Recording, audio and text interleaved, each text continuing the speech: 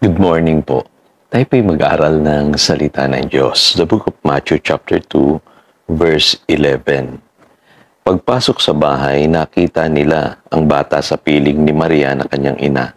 Nagpatira pa sila at sinamba ang bata. Inihandog din nila sa kanya ang mga dala nilang ginto, insenso at mira. Celebrate Christmas by worshiping Jesus. Napakahalaga po ng pagsamba sa ating Panginoong Hesus.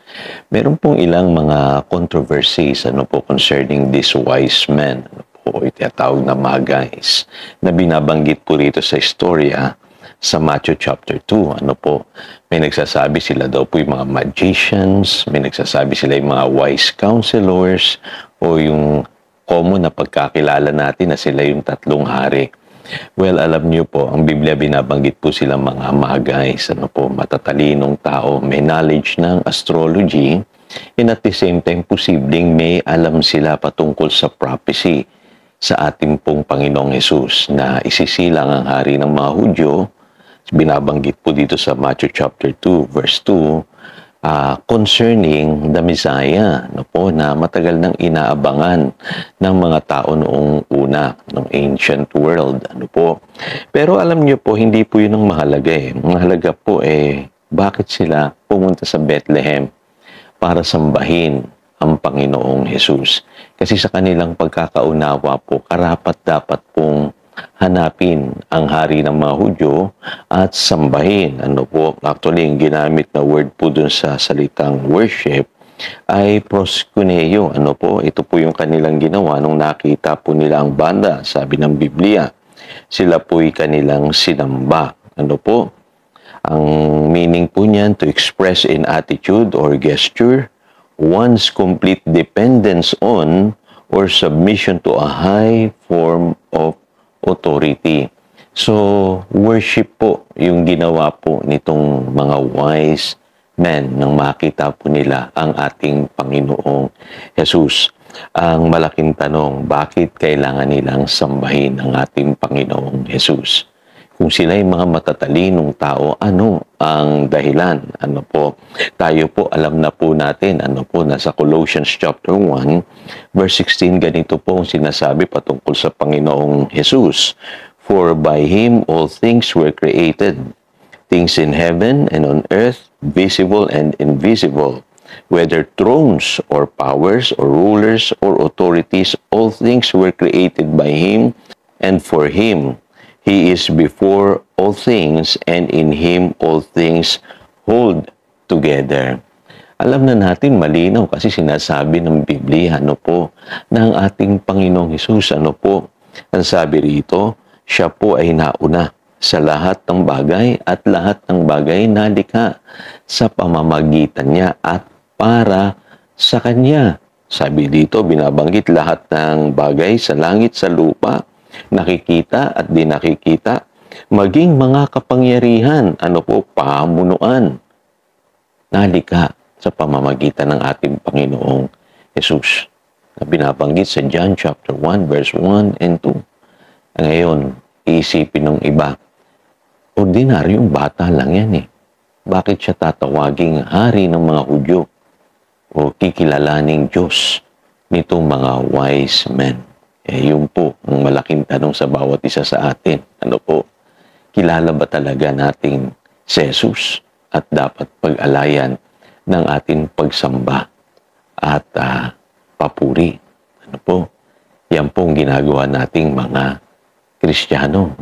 Kilala natin kung sino si Jesus na siya ay dapat sambahin bilang bugtong na anak ng Diyos. Years ago, matin po ako sa isang conference.